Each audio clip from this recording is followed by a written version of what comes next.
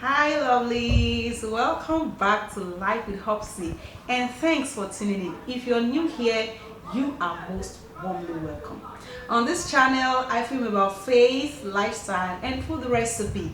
So if you're interested in any of these, please hit the subscribe button now and be a part of this great family.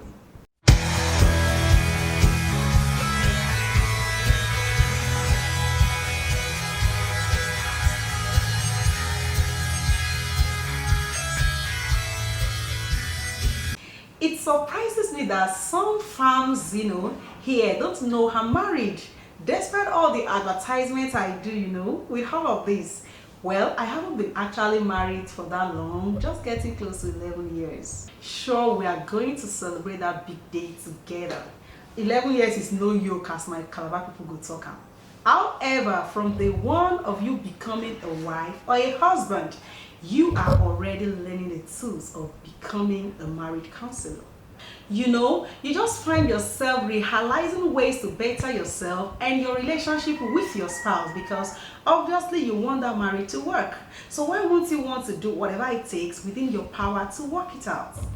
And guess what? Marriage is an institution that no one ever graduates from. Of course, if you never graduate from an institution, what it means is that you never stop learning and learning and learning till thy kingdom come. That is what marriage is all about. Meaning no one is an expert. We just keep, growing our knowledge on marital matters. And if Jesus tarries till death do us part in our very good old age, we will still be realizing ways to better our marriage. Clearly, choosing to marry and share your life with someone is one of the most important decisions anyone can make in life. However, what is more critical is the decision of whom to marry.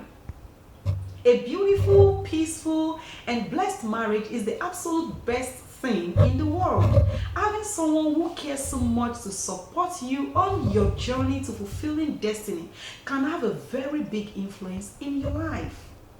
When a man marries a woman, they both just step into a new world. Your marriage is a lifetime assignment for those who really cares to know.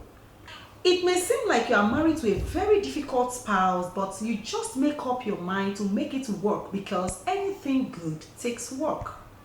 So in no particular order, I'll be sharing proven, practical, and effective ways with you to making your present marriage your very last.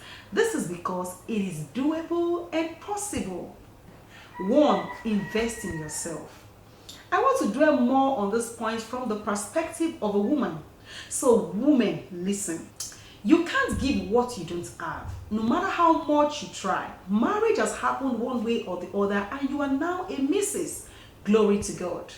But that shouldn't stop you from becoming the best you can be positively.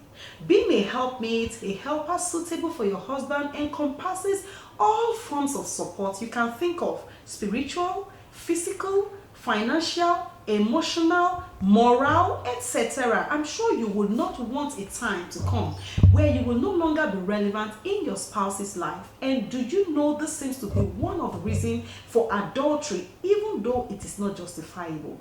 Therefore, self-develop, improve on yourself, be a pride to your husband, invest in online schooling, be a woman of prayer, such that when you do, heavens open. Don't create a vacuum between you and your husband, enough for Jezebels to fit into.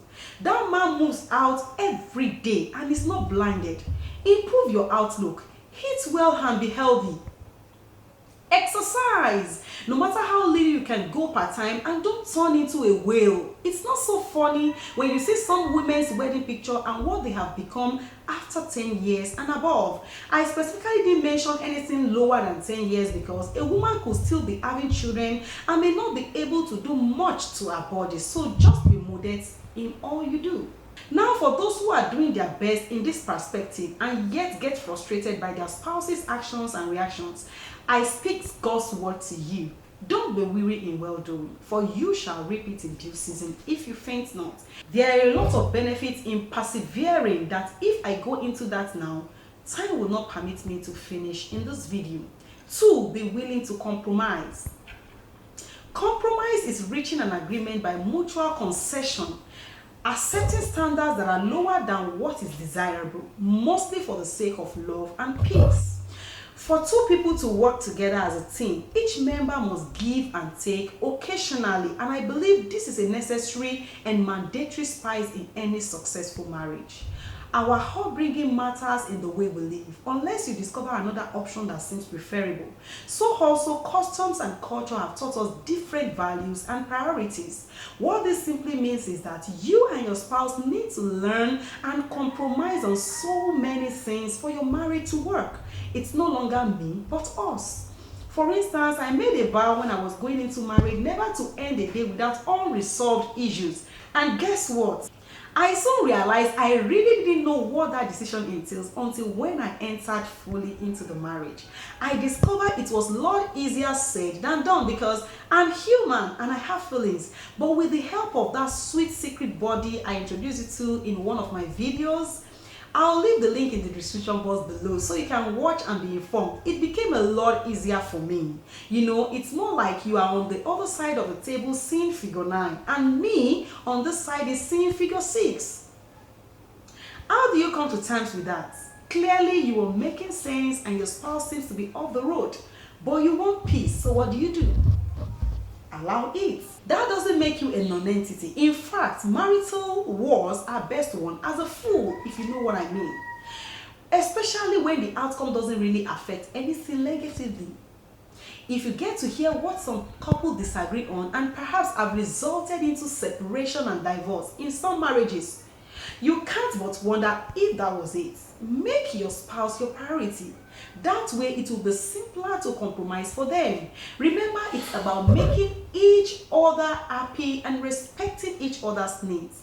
Keep the sweetness flowing always in your marriage and learn to compromise when there is a tangible reason for it. 3. Mutual respect.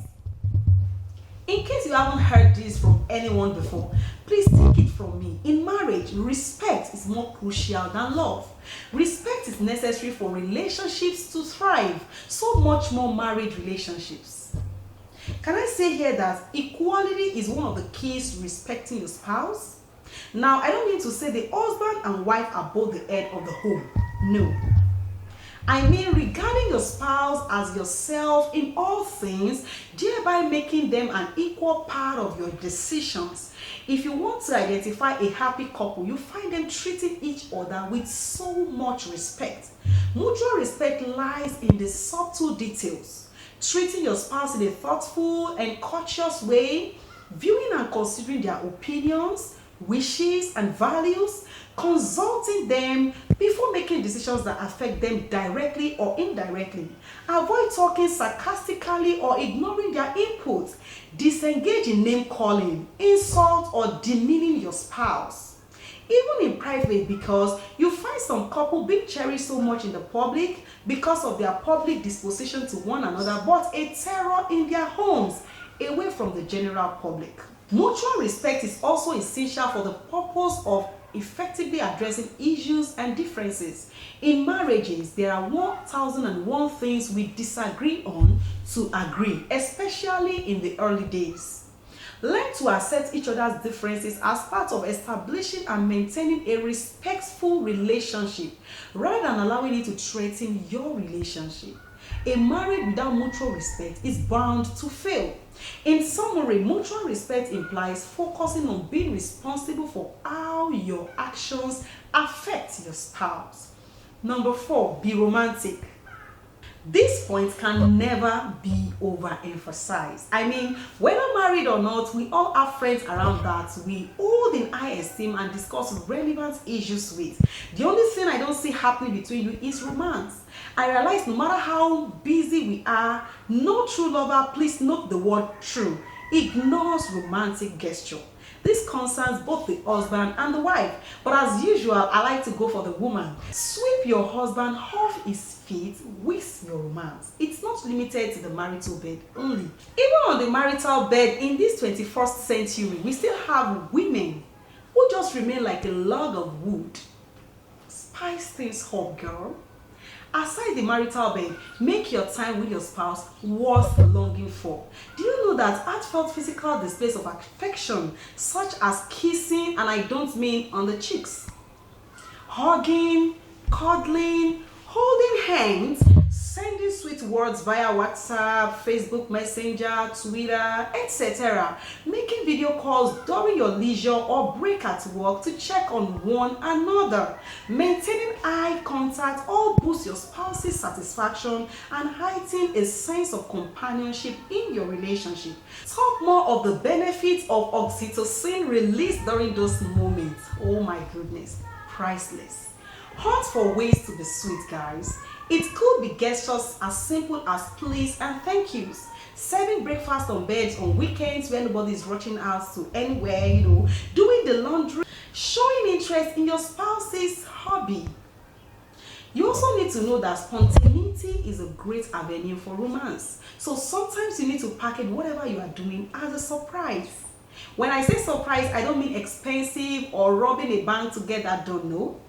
But stuff like showing up at your spouse's office with a pack of lunch, planning a couple photo shoot on the weekend, organizing a spa treatment for two, making a DIY gift for him or her, making your spouse's favorite dish no matter the cost, not necessarily, something so expensive. Calling them occasionally when they are away from home just to let them know you are missing them, etc.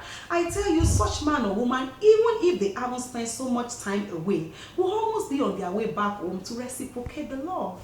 For instance, my husband doesn't go to work on weekends except for emergencies and critical assignments. About 2 weeks ago, I went to take stock of items in my store, being the first day of the new month. Believe me, guys, I haven't left home for more than an hour. On my return, the first thing my husband said was that this is the only day he stays at home and I'm out of the house. I'm like, what? We've been together in this house since morning, I wasn't expecting that. One would have thought, 1 hour shouldn't matter, but there you go. These little things means a lot in adding spices to making your marriage savory. So guys, we just have to stop here so this video doesn't get too lengthy. I'm confident you've been able to pick something worthwhile to make your present marriage the last you will ever have, and that's my prayer for you. So if you do, give this video a thumbs up and share with friends and family and your WhatsApp, Facebook, Twitter accounts, etc. If you have been watching my videos and haven't subscribed, the subscribe button is just somewhere around here. Under this video, please click on it and on the notification bell to get notified when I come up with a new video.